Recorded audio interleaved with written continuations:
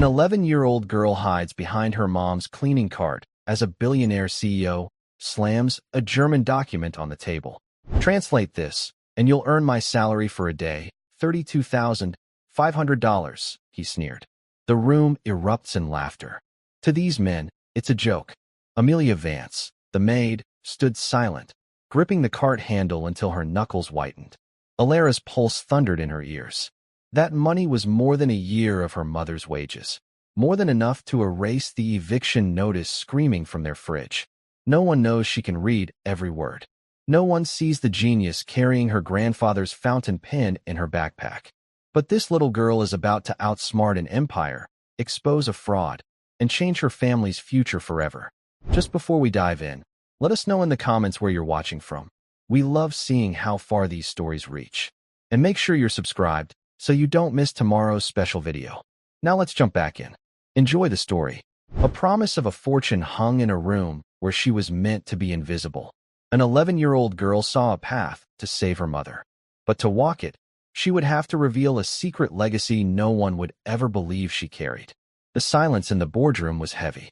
It felt like the thick, polished air before a thunderstorm. 11-year-old Elara Vance huddled behind her mother's cleaning cart. The cart was her metal island in a vast ocean of mahogany and glass.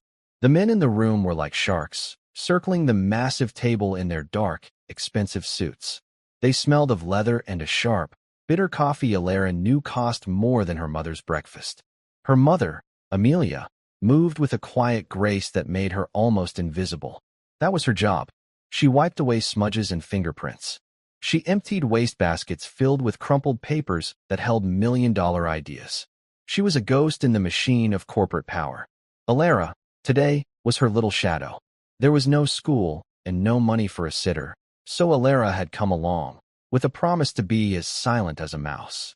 The man at the head of the table was Caspian Thorn. He wasn't the biggest man in the room, but his presence filled every corner. His voice was like stones grinding together, low and powerful. He held up a thick document, its pages filled with dense, blocky text. "This is from Richter Precision," Thorn announced. His eyes swept over his team of executives. "The deal of a lifetime. They want to partner with us on the new hydrocell engine." A nervous energy filled the room. The executives leaned forward. "The problem," Thorn continued, tossing the document onto the table with a loud thud, "is that it's in German. Old German. Technical German. And they want a response by Friday." He paused, letting the weight of the deadline settle. "Our translation department is stumped. The software is useless. It reads like nonsense." He scanned the faces of his top men, each one a portrait of high-priced education and ambition. Then, a cruel smile played on Caspian Thorn's lips. "So, let's make this interesting." He looked around the room, his gaze a physical weight. "Anyone in this company who can translate this proposal accurately gets my salary for a day." He let the offer hang in the air. Elara peeked around the cart. The men looked at each other, confused. Fletcher Vance, the vice president of operations, laughed nervously. "And what is your daily salary, Caspian?" Thorn's smile widened. $32,500. The number echoed in the vast room. A collective gasp was followed by a wave of laughter. It was a joke, a rich man's game. The amount was absurd, a fantasy figure. To these men, it was a day's pay. To Amelia and Elara, it was a lifeline they couldn't even imagine. It was more than Amelia made in an entire year of backbreaking work. "Perhaps we should call a university," someone suggested. "No time," Thorn snapped. "And this is confidential. It doesn't leave this room." His sharp eyes scanned the space and landed, for a brief, dismissive moment, on the cleaning cart. He nudged it with the toe of his gleaming Italian shoe. "Maybe the maid can give it a try? I'm sure they teach archaic German engineering dialects in housekeeping school." The laughter was louder this time, sharp and dismissive. It washed over Elara and her mother. Amelia's face remained perfectly still, a mask of professional emptiness. But Elara saw her mother's knuckles turn white as she gripped the handle of the cart. Elara felt a hot flush of shame and anger creep up her neck. She shrank further behind the cart, wishing she could disappear completely. Her eyes fell to her small, worn backpack at the bottom of the cart. Tucked inside was her most prized possession. It was a heavy fountain pen with a silver nib, nestled beside a worn, leather-bound journal. They were her grandfather's. $32,500. The number kept repeating in her head. It wasn't just money. It was a miracle. It was the exact amount they needed to stop the eviction. It was the money for the security deposit on a new, clean apartment, one without the black mold that made her mother cough at night. It was the cost of dignity. Elara's small hand tightened into a fist. The laughter of the powerful men faded into a dull roar in her ears. She wasn't just a mouse hiding behind a cleaning cart. She was Sergeant Elias Vance's granddaughter. And she understood every single word on that page. The small apartment felt even smaller that night. The single window looked out onto a brick wall. The air was thick with the smell of boiled cabbage and worry. The eviction notice was stuck to the refrigerator with a weak magnet. The stark red letters seemed to shout at them. Final notice. Vacate in 72 hours. Amelia sat at the tiny kitchen table, her shoulders slumped. She was sorting a small pile of bills, her face etched with a familiar exhaustion. Elara watched her from the doorway of her room. Her mother looked so tired, so fragile. She worked from dusk until dawn, cleaning the messes of men who laughed at her for a living. Yet, she never complained. She always had a soft smile for Elara, a gentle hand to brush the hair from her forehead. "Mama," Elara said softly. Amelia looked up, forcing a smile that didn't quite reach her eyes. "Hey, sweet pea. You should be sleeping." "I'm not tired." Elara walked over and stood beside her mother. She looked at the pile of bills. "Is it bad?" Amelia sighed, her shoulders slumping a little more. "We'll be okay, honey. We always are." But her voice was thin, like a thread stretched too tight. Elara knew the truth. She heard her mother on the phone with the landlord, her voice pleading. She saw the way her mother sometimes skipped dinner, saying she wasn't hungry, so there would be enough food for Elara's lunch. The weight of their world rested entirely on her mother's tired shoulders. Elara went back to her room. It was little more than a closet with a small bed. On her nightstand sat the leather journal and the silver fountain pen. She picked them up. The leather was soft and worn smooth from decades of use. The pen felt cool and solid in her hand. It was a Lamy 2000, a classic of German design. Her grandfather had told her it was the only pen he ever used. Elias Vance had been a codebreaker for the U.S. Army during the Cold War. He was stationed in Berlin for 15 years. He spoke German so perfectly that many Germans thought he was a native. He hadn't just spoken the language. He understood its soul, its precision, its poetry. He was a legend in certain quiet circles of intelligence, a man who could see patterns where others saw only chaos.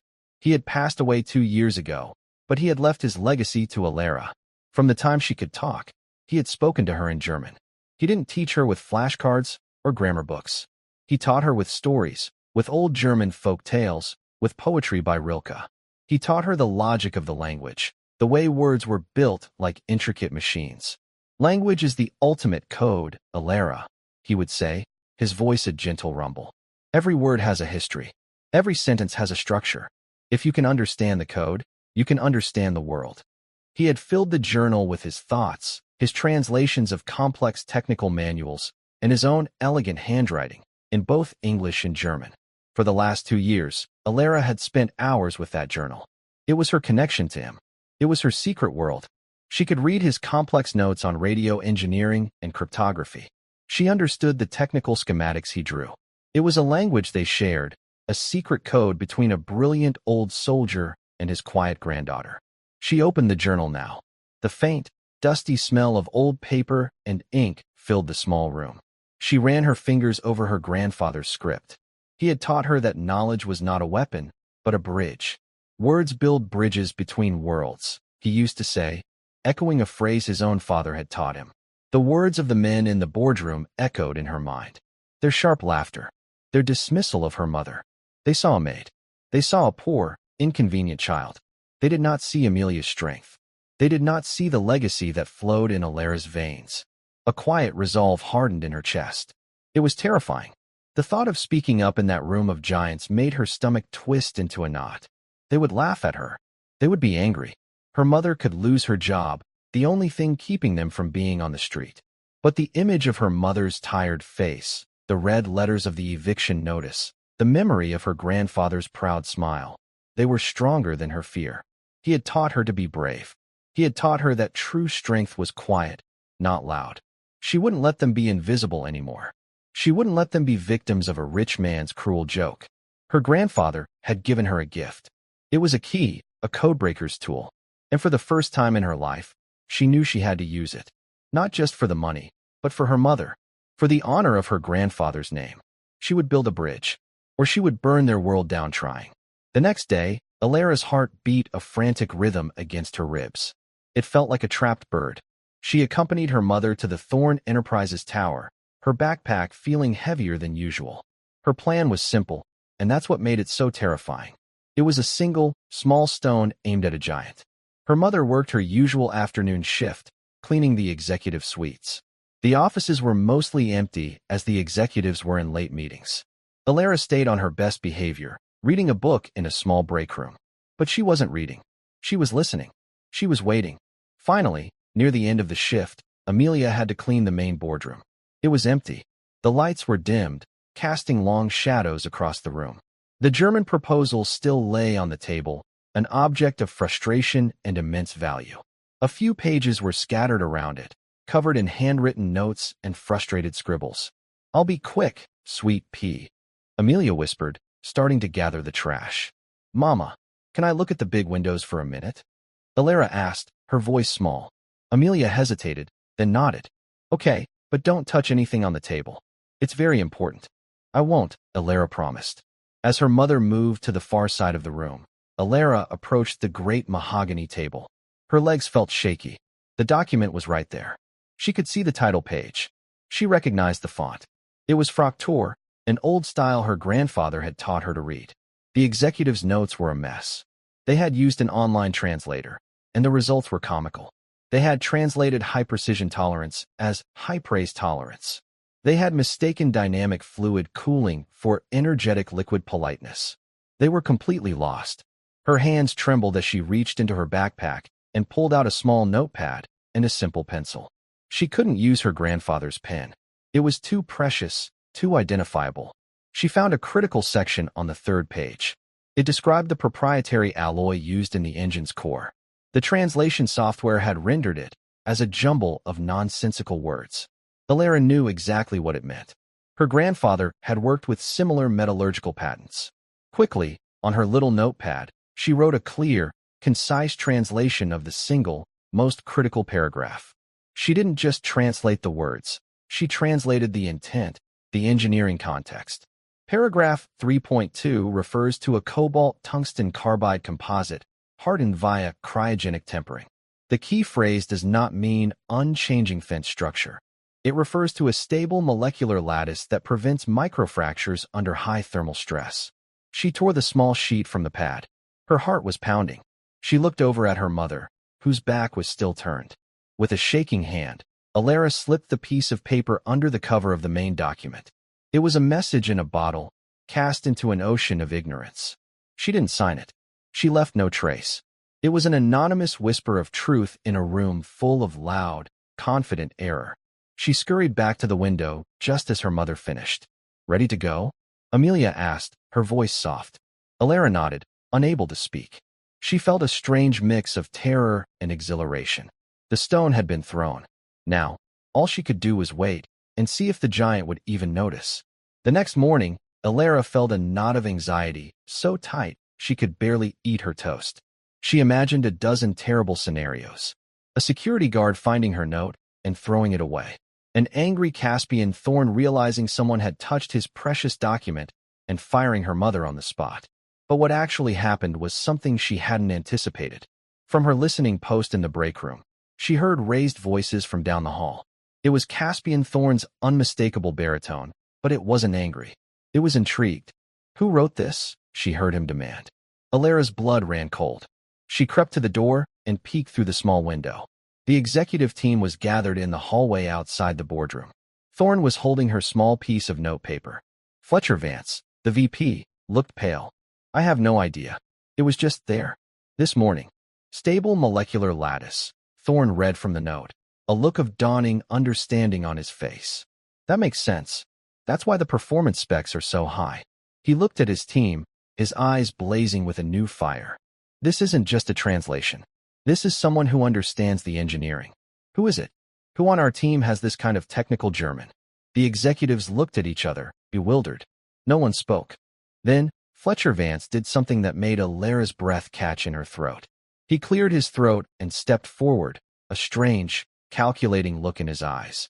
Actually, Caspian, he said, his voice smooth as oil. I'd forgotten to mention. I did a semester abroad in Munich during college. Focused on technical sciences. Thorne stared at him. You did? Yes, Fletcher lied, his confidence growing with every word. I saw the mess the team was making of the translation last night and stayed late. I worked on that section myself. I must have left my notes there by mistake. Elara's jaw dropped. He was taking credit. He was stealing her words. Thorne clapped Fletcher on the shoulder, a rare smile appearing on his face. Vance, I had no idea. You've been hiding your light under a bushel. He waved Elara's note in the air. This is the breakthrough we needed. Take point on this. I want you to lead the translation effort. Forget the committee. This is your project now. Of course, Caspian, Fletcher said, puffing out his chest. I won't let you down. As the group dispersed, their moods lifted, Elara slipped back from the door. A cold, bitter anger replaced her fear. It wasn't fair. That man, with his expensive suit and smug smile, had just stolen from her. He had taken her grandfather's knowledge and passed it off as his own. The small victory she had felt was gone, replaced by the stinging injustice. But beneath the anger, a new feeling began to bubble up. Determination. Fletcher Vance thought he had won. He thought he could coast on her one small paragraph. But the document was over 50 pages long. He had no idea what was in the rest of it. He had stolen a single key, but she held the entire ring. That night, she laid the plan out for her second move. This time, it wouldn't be a whisper. It would be a roar. For 2 days, a strange calm settled over Thorne Enterprises. A false calm. From her quiet vantage points, Elara watched Fletcher Vance. He had locked himself in a small, glass-walled office. The German document spread out before him like a map to a land he had never visited. He looked important. He exuded an air of stressed authority, taking calls, pointing at charts, and scribbling notes with a frantic energy. But Elara saw the truth. He was a man drowning in silence. She saw him typing phrases into online translators, his brow furrowed in confusion at the garbled results. She saw him flipping through a German-English dictionary so new its spine cracked when he opened it. He was a fraud, playing a part, and the curtain was set to rise at any moment. Caspian Thorne was not a patient man. The deadline from Richter Precision was Friday. It was now Wednesday. The pressure was mounting. Elara could feel it in the hurried footsteps of the executives, in the tense, hushed conversations she overheard while emptying wastebaskets. The $32,500 felt further away than ever. The eviction notice on their fridge felt closer. They had less than 24 hours now.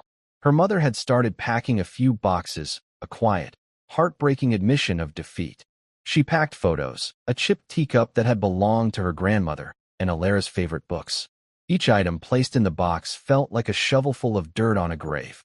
Elara knew she couldn't just leave another anonymous note. Fletcher Vance would simply steal it again. She needed a way to expose him, to show Thorne who the real translator was, without ever saying a word herself. The plan that formed in her mind was more daring than the first. It was a trap, baited with the one thing Fletcher Vance couldn't resist, the appearance of an easy solution. Her grandfather had taught her about more than just language. He had taught her about systems. Every machine, every code, every corporation, he'd said, has a weakness. A single point of failure. You just have to find the right lever. Fletcher Vance's weakness was his arrogance. Elara's lever would be her knowledge.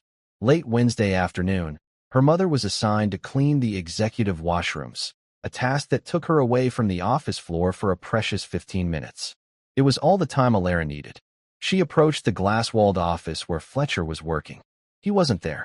He had been called into a meeting with Thorne, a fact Elara had confirmed by listening to his secretary's phone call.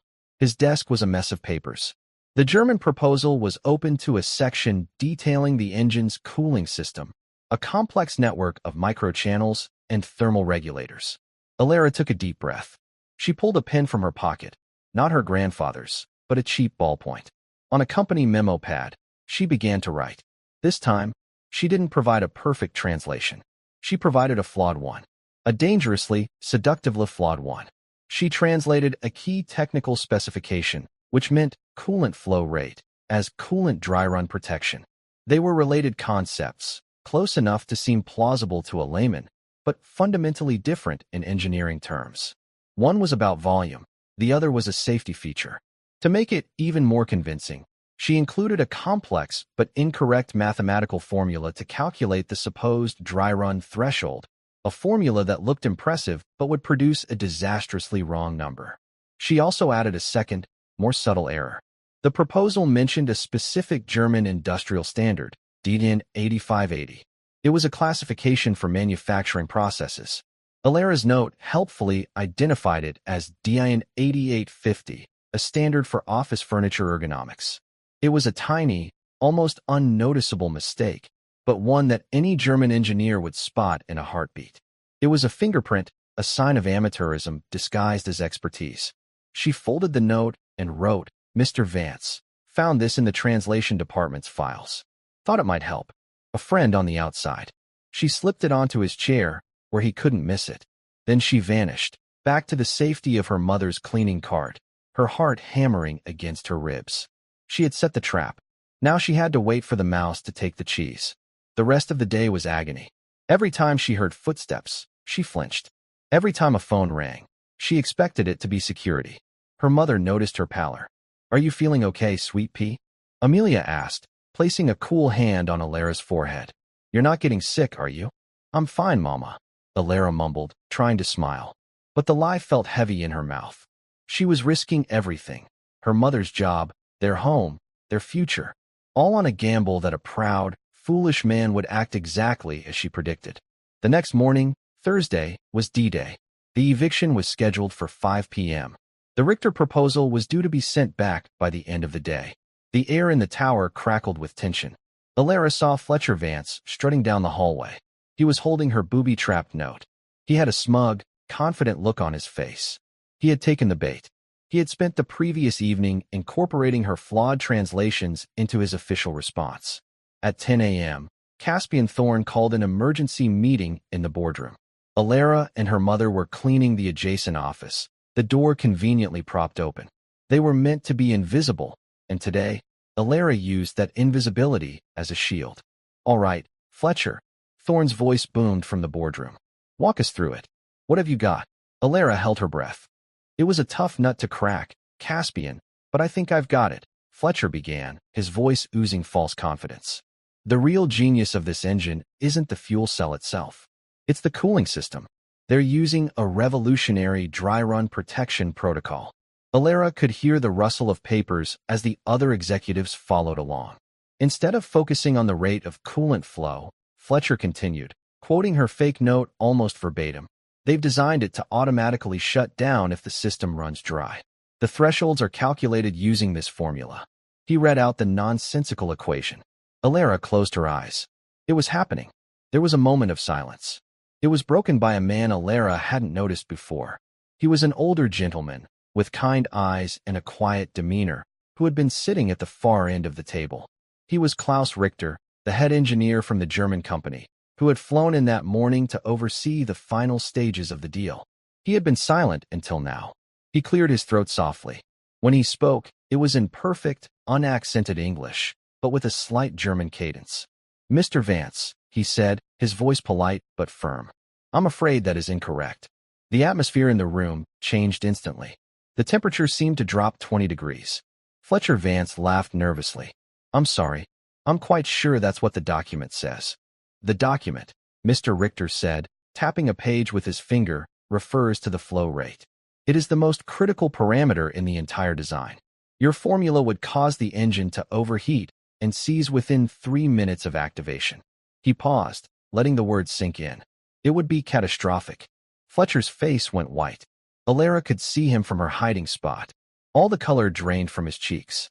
"And another small point," Mr. Richter continued, his voice still calm and measured. "You have referenced DIN 8850. This is a standard for the lumbar support in office chairs. I believe you meant DIN 8580, which pertains to metal forming."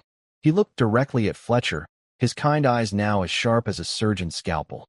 "These are not mistakes a translator would make, Mr. Vance. This is guesswork." The silence in the boardroom was absolute. It was the silence of a public execution. Caspian Thorne's face was a thundercloud. He stared at Fletcher, his eyes like chips of ice. The smug confidence had melted off Fletcher's face, replaced by a raw, naked panic. He stammered, tried to speak, but no words came out. He was exposed, utterly and completely. Thorne's voice, when it came, was dangerously quiet. "Fletcher, get out." Fletcher didn't need to be told twice. He practically scrambled out of his chair, gathering his papers with trembling hands, his face a mask of humiliation. He fled the room, not even glancing at the other executives, who pointedly looked away. The door clicked shut behind him, leaving a void of shocked silence. Caspian Thorne stood up and walked to the window, his back to the room. He looked out over the city for a long moment. Elara could feel the fury radiating from him. The deal of a lifetime was slipping through his fingers, all because of the incompetence and deceit of his own vice president. "We're ruined," someone whispered. Thorne turned back to the room. His face was grim. "No, not yet." His eyes swept the room, landing on Klaus Richter. "Klaus, my sincerest apologies. It appears I have been misled." He then looked at his remaining team. "We have until 5 o'clock. We have a German proposal that no one can read, and our potential partner is sitting at this table, watching us implode." He slammed his hand down on the table, making everyone jump. "Does anyone have a solution? Anything?" His gaze swept the room again, filled with desperation and anger. He looked past the expensive suits, the polished shoes, the fearful faces of his leadership team. His eyes moved past the boundaries of the executive world, out into the hallway, into the space occupied by the invisible people. His gaze fell on the cleaning cart, on Amelia, and then on the small, blonde girl half hidden behind it. The little girl who was always there. The little girl who was always silent, always watching.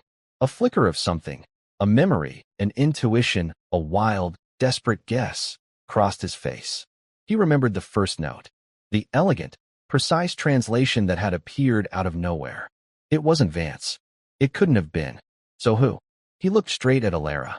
The full force of his attention, the focus of a corporate titan, landed on an 11-year-old girl in a faded t-shirt. "You," he said, his voice quiet but carrying across the room. The girl. "Come here." Amelia froze, her hand flying to her chest. Her eyes were wide with terror. "Sir, I am so sorry.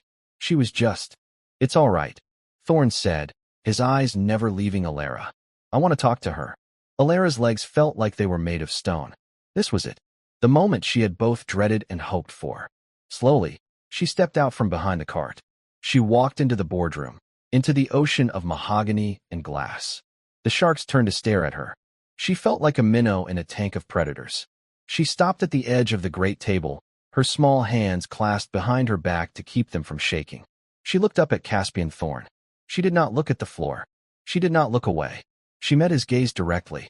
"What's your name?" he asked, his voice softer now, laced with a strange curiosity. "Elara, sir."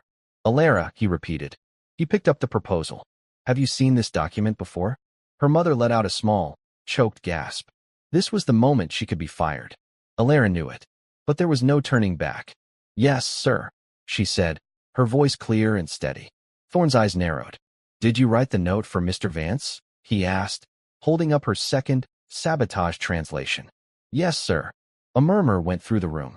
Klaus Richter leaned forward, his expression one of pure astonishment. Thorne slid the document across the polished table. It stopped directly in front of her. "Prove it," he said. The challenge hung in the air. The fate of a multi-billion-dollar deal, the fate of her family, the weight of her grandfather's legacy. It all came down to this single moment. Elara looked down at the page. It was a section on the engine's power output and efficiency metrics. Dense, technical, and precise. She took a breath, summoning her grandfather's voice, his calm confidence, his love for the beautiful logic of the German language. Then, she began to speak. Section 5.4. Elara began, her voice small but clear in the cavernous room. Peak operational torque is achieved at 12,000 RPM, contingent upon the thermal dissipation rate remaining below 0.8 kilowatts per square meter. She didn't look at the paper. She didn't need to. She had read documents like this in her grandfather's journal 100 times. The words, the concepts, were as familiar to her as a nursery rhyme. The proposal specifies a primary coolant of deionized water with a glycol additive, but it notes, she continued, pointing a small finger at a specific sentence, that this is only for temperate climates. For Arctic or high-altitude operations, they recommend a polyalphalofin-based fluid, which is detailed in Appendix B. She looked up at Klaus Richter. The term they use here is not just about wear resistance. It implies a specific resistance to molecular shearing under extreme pressure, which the online translators would miss. It's the difference between a material that is simply hard and a material that is resilient. Klaus Richter stared at her, his mouth slightly agape. He looked at Caspian Thorn, then back at Elara, and a slow, wondrous smile spread across his face. He began to speak in rapid, technical German, firing a complex question at her about harmonic resonance and blade-tip turbulence. Without hesitating, Elara answered him in fluent German. The words flowed from her effortlessly, a perfect, logical stream of engineering terminology and nuanced grammar. She wasn't just a child reciting memorized lines. She was conversing, debating a technical point with a world-class engineer. The rest of the executives sat in stunned silence. They were watching a unicorn paint a masterpiece. Amelia, her mother, leaned against the doorframe, tears streaming down her face. She was watching her daughter, her quiet, little girl, command a room full of the most powerful men in the city. She wasn't just Elara anymore. She was a force, a legacy. After a few minutes, Klaus Richter held up a hand, still smiling. He switched back to English. "Mr. Thorne," he said, his voice filled with awe. This is remarkable. She is not just translating. She understands. Her comprehension of the underlying principles is better than some of my own junior engineers." He looked at Elara with profound respect. "Young lady, where did you learn to do this?" Elara's gaze flickered for a moment toward her mother, then settled back on Mr. Richter. "My grandfather taught me," she said simply. "He was a codebreaker. Sergeant Elias Vance." A ripple of recognition went through the room. The name Vance was not unknown in certain circles, but no one had ever connected the quiet cleaning woman to that legacy. They had seen a maid, not a war hero's daughter. They had seen a child, not his brilliant heir. Caspian Thorne's expression was unreadable. He had been outmaneuvered, his pride wounded by his own VP, his company saved by the daughter of his cleaning lady. He walked slowly around the table until he was standing directly in front of Elara. He was a tall man, and he loomed over her. For a terrifying second, Elara thought he was angry. He looked down at her, his eyes searching her face. Then, he did something no one expected. He smiled.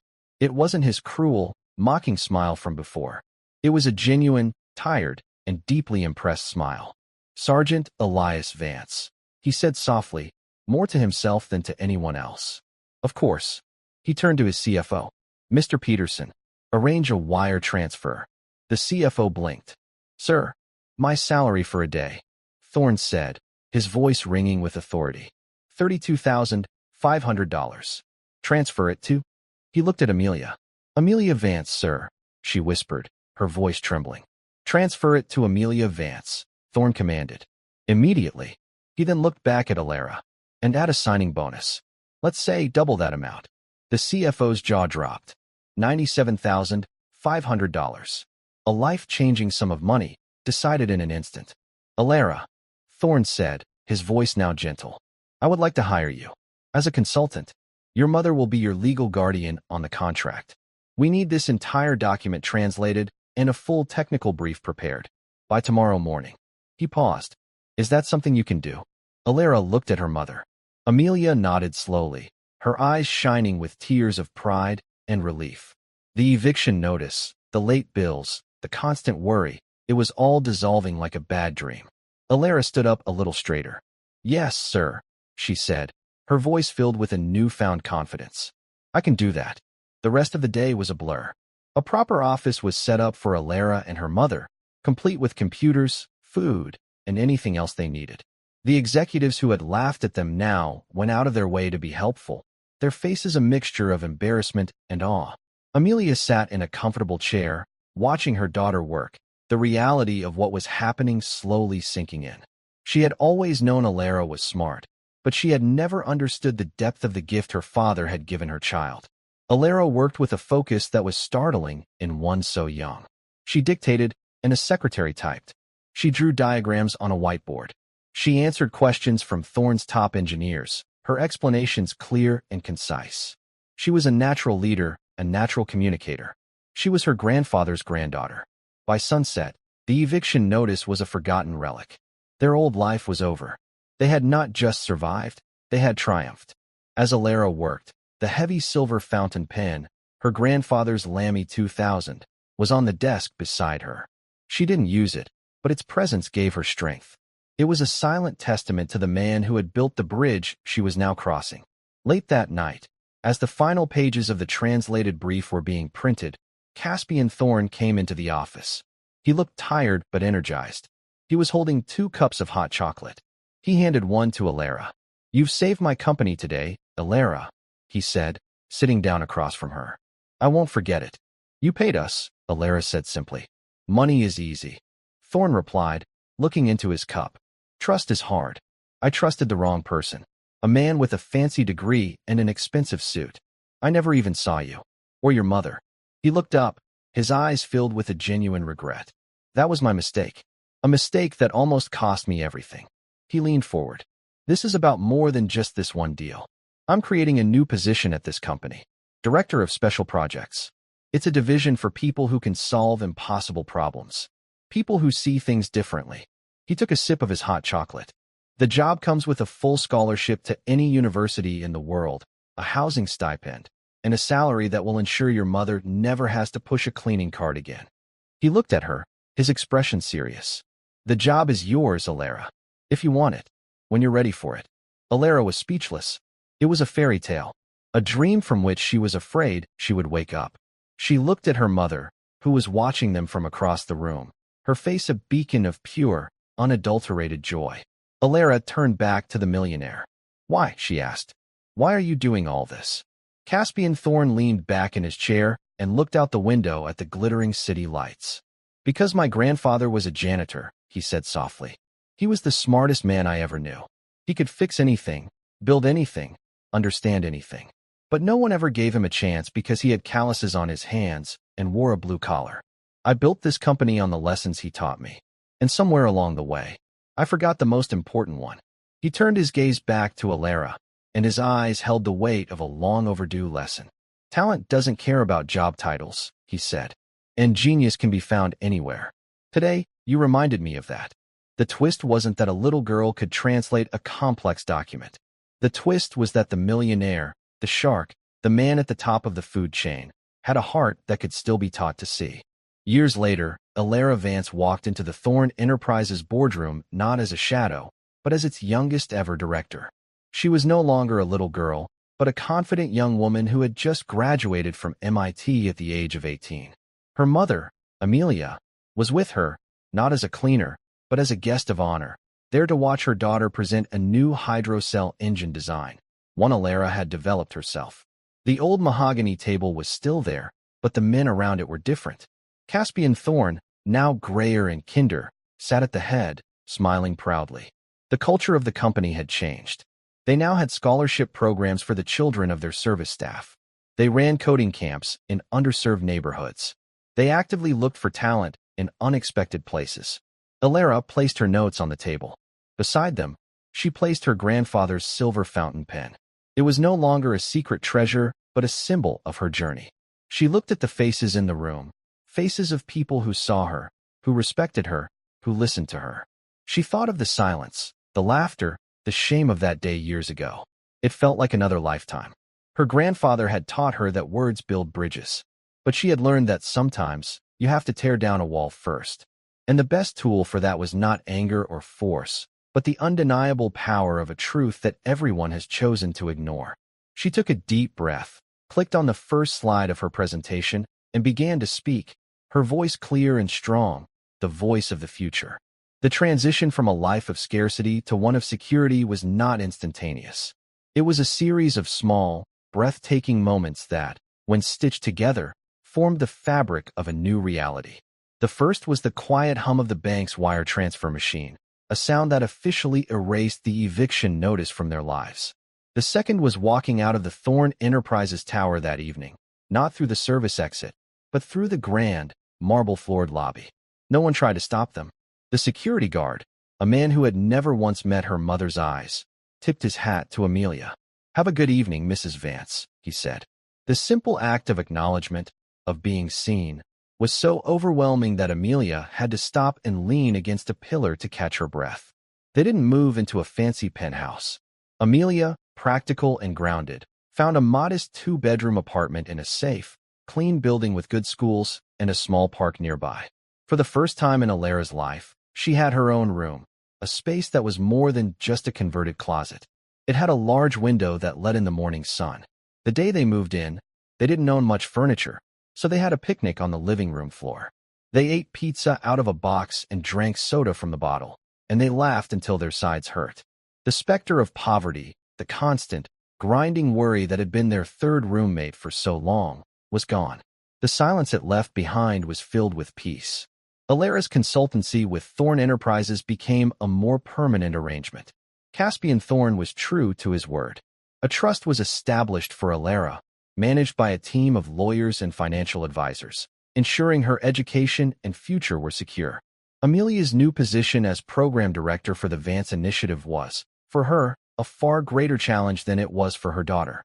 Her first day, she walked into an office with her name on the door. It was a beautiful office, with a view of the city. For the first hour, she just stood there, touching the smooth surface of the desk, running her hand over the plush fabric of the visitor's chair. It felt like a costume, a role she was unqualified to play. A week later, she was scheduled to interview the first candidate for the new scholarship, a 17-year-old boy named Leo, the son of one of the company's warehouse foremen. She had a list of corporate-approved questions in front of her, full of words like synergy and paradigm. She felt like a fraud. Leo came in, a tall, gangly kid with calloused hands and paint stains on his jeans. He was nervous, his eyes darting around the room. He clutched a worn portfolio to his chest. Amelia looked at his terrified face and saw herself. She saw the years of feeling out of place, of believing that rooms like this weren't meant for people like them. She pushed the official questionnaire aside. "Leo," she said softly, her voice the same one she used to comfort Elara after a bad dream. "My name is Amelia. For 20 years, I cleaned rooms just like this one. So let's forget all this." She gestured around the fancy office. "Tell me what you love to do." The boy's shoulders relaxed. Hesitantly, he opened his portfolio. It was filled with breathtaking designs for furniture. Each piece was elegant, functional, and beautiful, sketched out on scrap paper and the backs of packing slips. He explained that he'd built a few of the pieces himself, using discarded pallets from the warehouse. Amelia didn't see a nervous teenager. She saw an artist, a designer, a mind brimming with untapped potential. She spent an hour talking to him, not about his grades or his test scores, but about his dreams. She understood, in a way no executive ever could, the quiet ambition that grows in the shadows of society. Leo became the first Vance Initiative scholar. He went on to study industrial design and, years later, would become one of the most celebrated furniture designers in the country. Amelia had not just given him a scholarship. She had given him permission to believe in himself. She had found her calling, not as a ghost in the machine, but as its heart. Elara's new life was not without its own challenges. She was still a child, a brilliant one, but a child. Thorn arranged for her to be privately tutored, to be fast-tracked through an advanced curriculum. But this set her apart. At 15, she took a summer course in advanced calculus at the local university, hoping to feel like a normal student. The other students, all older, stared at her. They whispered. When she tried to join a study group, the leader, a cocky young man, scoffed. "What are you going to contribute, kid? Doodles of ponies?" He laughed. Elara quietly solved a problem on the board that the entire group had been stuck on for an hour, then packed her bag and left. The isolation was a heavy price to pay for her gift. Her truest friends remained the most unlikely. Klaus Richter, the German engineer, became a long-distance mentor, a grandfatherly figure who celebrated her intellect. Caspian Thorn also stepped in. He recognized her loneliness, perhaps seeing a reflection of his own singular, obsessive path to success. One afternoon, he took her to a dusty, forgotten warehouse owned by the company. Inside were prototypes of failed inventions, monuments to ideas that had been ahead of their time. He showed her a strange, clunky device from the 1970s.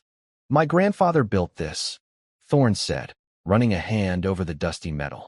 "It's a device to capture moisture from the air and turn it into clean drinking water. He designed it for farming communities during a drought. He took it to a big bank to get a loan. The bankers laughed at him. A janitor wanting to solve the world's water crisis? They told him to stick to his mops." Thorne's voice was quiet.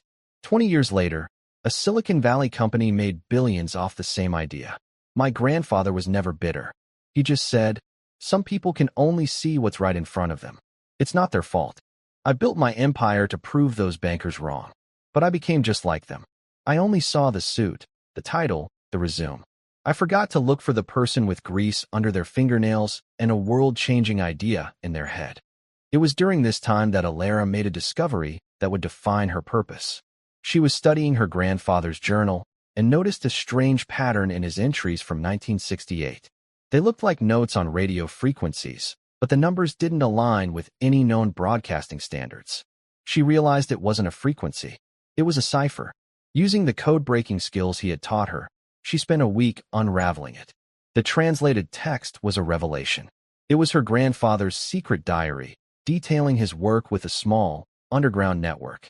He had used his technical skills to forge travel documents and create new identities for East German scientists and their families, helping them escape to the West. He wrote of late-night handoffs at Checkpoint Charlie, of coded messages hidden in weather reports, of the immense risk and the profound moral duty he felt. One entry was particularly moving. He described helping a young physicist and his family escape. The man's daughter, a little girl named Anya, had given him a small, hand-carved wooden bird as a thank you. "To hold a life's freedom in your hands," her grandfather wrote, "is a heavier weight than any weapon." This discovery gave Elara's own journey a new sense of purpose. Her gift wasn't just for engines and alloys. It was about building bridges for people. The Vance Initiative became her true passion.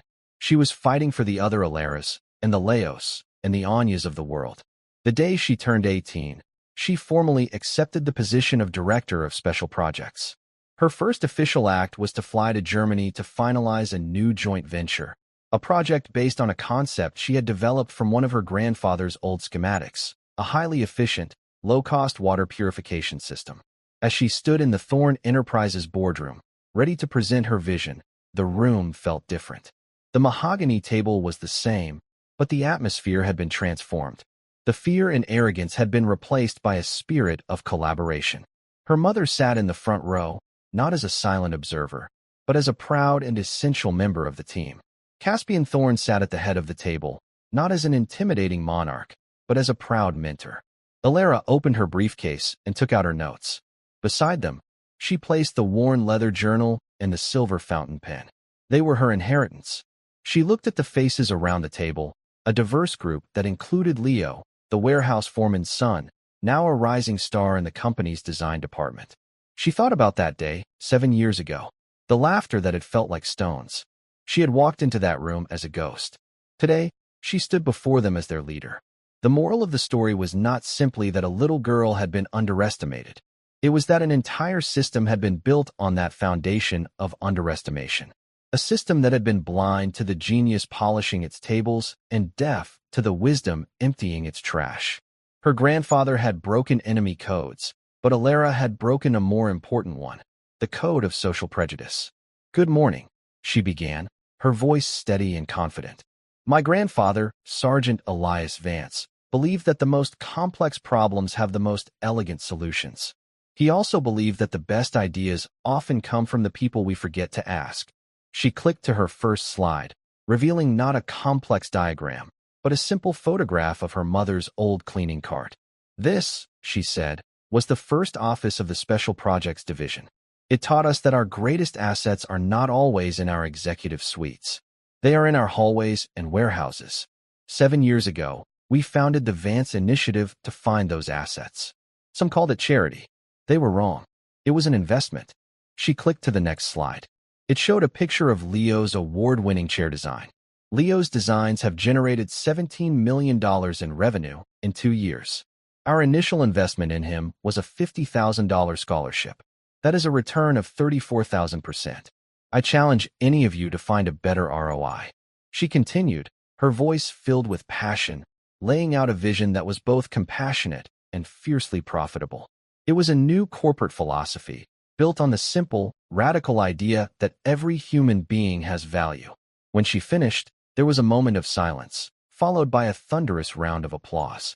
Later that day, after the contracts were signed, Elara stood with her mother by the great boardroom window, looking out over the city.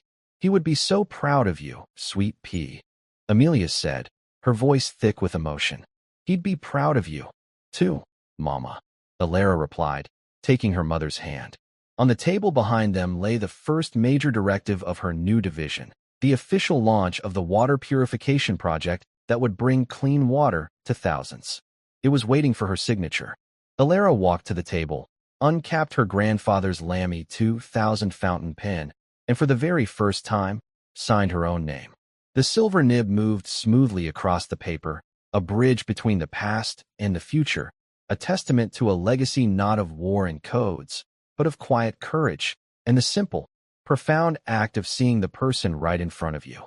Thank you for following this story. If you enjoyed it, please subscribe and share your thoughts below. Where are you watching from? Let us know in the comments.